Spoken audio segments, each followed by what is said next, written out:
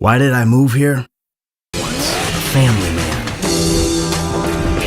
So, we'd play ball and sit in the sun, but, well, you know.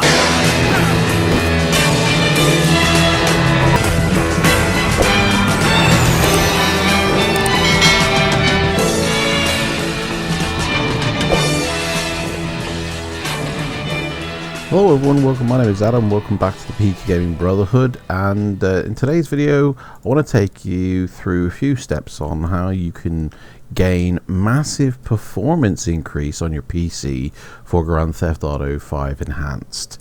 If you're struggling with frame rate, or if you haven't got a 40 or 50 series card like you see in some YouTube videos, and you want more performance to increase settings, then you can basically unlock your PC and customize it to get that performance for your CPU and your GPU. Windows comes pre-configured. If we go to the options tab here for the hardware and sound, they come pre-configured with these power plans. Now, I've seen a lot of YouTubers recommend the balanced, which is recommended by Windows. Some people use high performance. You might even have an ultimate performance. These are just default power plans. And if you go to the advanced power settings, you have a load of options here to, customize the power profile. Now, this is a very important piece here, because it determines how much of your CPU will get used. So my personal CPU, if we have a look, is a i7-8700K, and my GPU down here is the RTX 3090, which I believe is the TI version as well. Now, my core or base speed of my CPU is 3.7, but as you can see, it's running at 4.8 now, which, in all honesty, doesn't really need to, because I'm only recording this video.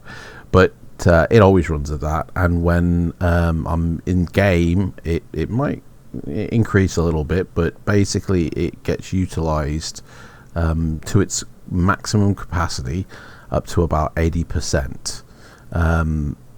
If I was to use the default power profile here, balanced, then the usage on my CPU would probably remain around 50%, meaning I've lost like 35 to 40% of performance off my CPU. And this is a Windows safety device mechanism here, basically, because your CPU obviously has a temperature, and you can check your temperature by running this program here. And if the CPU temperature goes above 77 degrees for extended periods of time as a safety measure, then Windows actually begins limiting your GPU. So you'll find that this usage never rises above, say, like 15 to 25%. Right now I'm recording a video, so 60%, but it's only running at 36, so it's not actually doing a lot. But yeah, the GPU will get limited down if your CPU begins to overheat. So my CPU right now is all running in the 30s because PC ain't doing anything. But even when I'm in GTA5 Enhanced, the core count of the temperature only gets between 50 and 60, which is, I would say, the perfect temperature. But if it rises in the 80s for extended periods of time, Windows, as a fire prevention method, will start to limit your GPU, and then that's when you'll get stutters, lags, and all this. Well, I want to show you how you can basically prevent that from happening, but also unlock everything. So in my Discord, there are some reg keys that you can actually double click on to basically unlock every setting in this. You'll have a process power management setting here. There's more options that you might not see just by default because they're hidden from you in Windows. And I'm also running on Windows 10, but I'm sure this will run with Windows 11. Basically, you can tune your performance of your CPU to get more out of it in this menu. So basically that's how I've set my CPU up to do so much. You know, it's not overclocked, because I'd never recommend that. It's working in its boosted speed, which is perfectly fine. So it's things like this that basically you can gain more performance out of your PC from. Now, in my Discord, like I said, I've got something called the Atom Experience, which basically is a whole list of steps that you can take to get all this performance out by running scans, doing stress tests, making sure that you haven't got any viruses. The first thing I'd recommend is running some virus checkers to make sure that there's nothing dodgy on your system. Then I'd recommend running a SFC check to make sure Windows is running fine. Make sure you're up to date with Windows updates. I'm personally up to date with Windows Update, but I'm not up to date with my drivers. My driver is most likely from September of last year, I reckon, because I do flight simulation as well. So yeah, I'm running on 56094, which works absolutely fine with GTA 5 Enhanced. Now, there's a few things, you basically just go through this. There's a few things here which will really give your PC a boost in performance. Probably one of the biggest ones is the indexing on your PC. Now, mine's not running, I've disabled it, but what this does is it logs the location of every single file on your PC. So every time a file moves, it logs its location where it goes. So when you play GTA 5, there's a lot of files that will cache on your C drive. Now, I recommend you having over 100 gig extra free on your C drive when playing GTA 5, and it doesn't matter where GTA 5 is sitting. My GTA 5, I believe, is on my G drive here in my Epic game file folder here, but it's sitting on my G drive. This is a M.2 drive, I believe, SSD, and the cached files will still be loading on your C drive, so make sure you've got plenty of room for that. And so every time files end up on moving on my C drive, this indexer runs around a little clipboard logging the location of where everything's going. This takes performance away from your game. You know, it takes processing power, task power here, as you can see, to do this, and it can actually lower your frame rate or stutter or cause lag when it's happening, and it'll happen all the time, especially when you're running your game. So I show you how you can basically turn this off. Now, what this function does, it's not a critical Windows function. All it does, like I said, is index the location of all the files, so whenever you go and use your search bar here, it will immediately come up with, you know, what you're looking for. I, as you can see, have turned indexing off. I can actually still search for things though. If I type in task, it still will bring up task items. So it doesn't like properly disable it, but it just makes sure it's not running, and that's gonna save you a whole host of performance on your PC.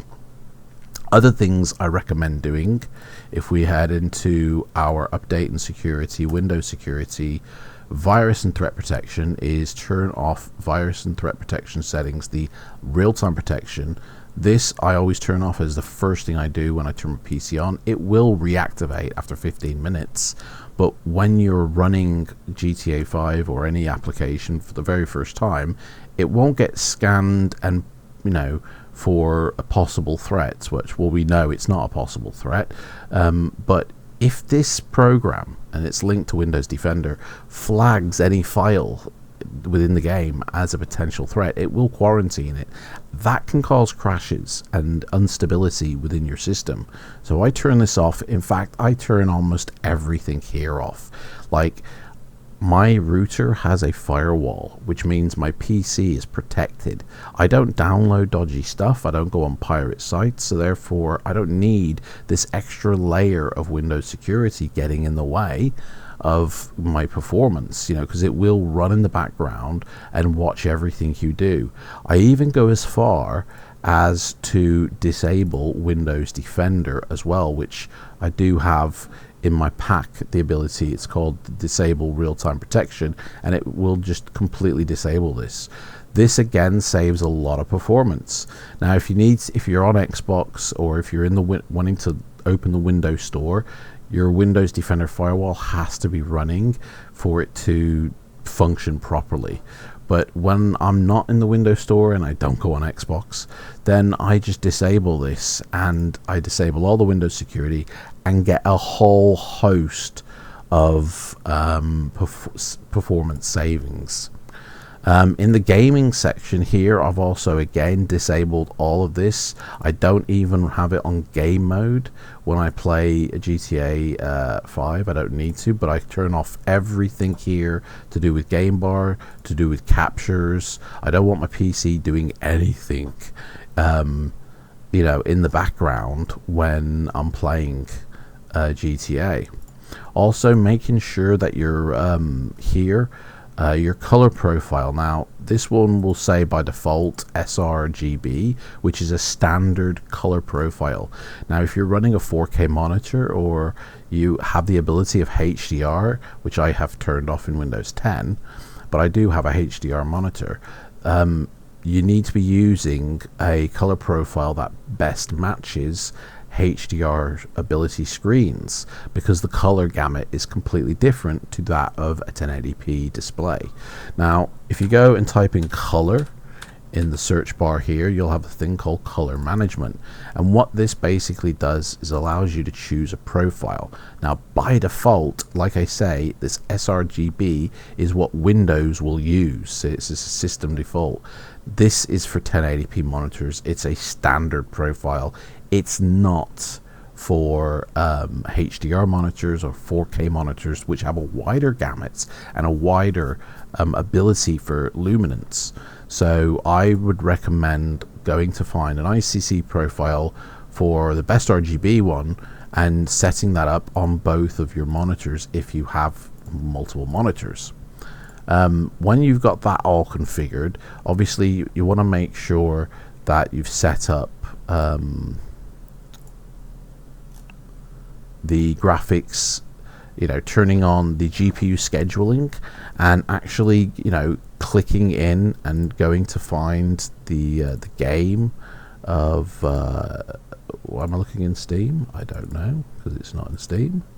Going to look for the GTA, you know, enhanced, and actually setting it to the high performance mode that you've configured, because by default it'll say let Windows decide. Now this basically tells my PC to enable hardware accelerated GPU scheduling. This will have a drastic increase of performance for, you know, your game, and if you don't like it, you just remove it. But I do recommend having that on. Another thing as well is going into the advanced settings and just making sure that your refresh rate is appropriately set. Now I have an Nvidia 3090, as I said, and I'm going to show you quickly now how I've set up my control panel, because, you know, it's pretty particular. The first thing I do is I set this slider to performance, but in all honesty it doesn't really matter because I actually configure this myself. Now what I do is I use dynamic scaling resolution, or dynamic super resolution I think it's called, but basically I overscale my display up to 5K. So if we look down here, my display is being rendered at 5K, okay, and then it's basically for the monitor, when it comes back down, it's being displayed into 2K, or scaled back down to 2K. So my graphics card is scaling the feed, you know, of what it sees into 5K, and then downscaling it to 2K, and I have 60 hertz refresh rate. I could have more, but I don't want my GPU doing that much, so I use 60 hertz. 60 FPS is more than enough frames for a monitor. Even if you're on a gaming monitor, 60 FPS is absolutely fine, as long as you're not using G-Sync technology. I have absolutely no stutters, no problems in GTA 5. Everything is quick and fast and smooth is probably the most important thing. But yeah, I set up this system to do 5K, and then it'll scale back down to 2K. I do let it know that I have got a decent compatible monitor, but it's not actually used. My shader cache size is unlimited, which is why I recommend over 100 gig of free space. But these are all my options. Now, going to program settings, literally the only thing I've changed is I've changed image scaling to be on. I've used prefer maximum performance. I've had no issues with this, and the highest refresh rate possible. Now, I also do vertical sync, but I use the fast mode, which is like turning it off. Okay, so I have already set a frame rate maximum of 120, which is double what my monitor will do, which is 60. So that's how I've set up my GPU now. So once you've run through all of this, and just ignore where it says install flight sim software, this whole pack here was designed for flight sim. And if you can run a flight sim on your PC, you can run any video game absolutely fine. I use maximum settings on all my games. Ultra, you know, whatever the setting is, it's maxed out. And that's because I've tuned my PC for performance. So just run through what that pack says, and then if we fire up Grand Theft Auto,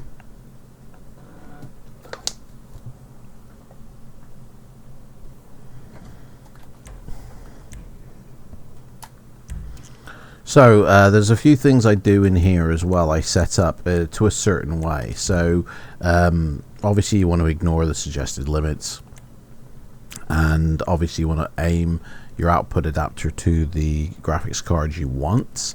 I actually use borderless full screen. I think that absolutely works fine. If I'd get more FPS, I don't know, because I cap it at 60 to 120. As you can see, the resolution is already locked off to my 2K because that's what Windows is doing, and the refresh rate is locked at 60. Now I set my frame limit to 120, instructing the game to aim for that, but obviously it's never really probably going to hit it. Who knows, maybe it does. But I do have VSync on, but I might turn it off in the future.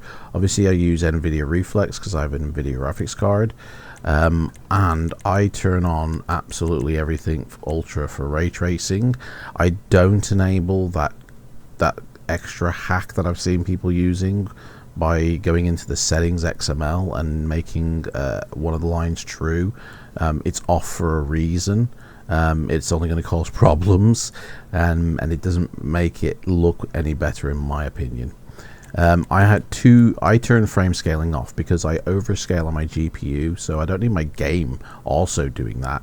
That's ridiculous, and it's not going to benefit the visuals for my game at all. I have the sharpness down to almost the lowest setting possible. The higher this goes, the more CPU it's going to use, and the less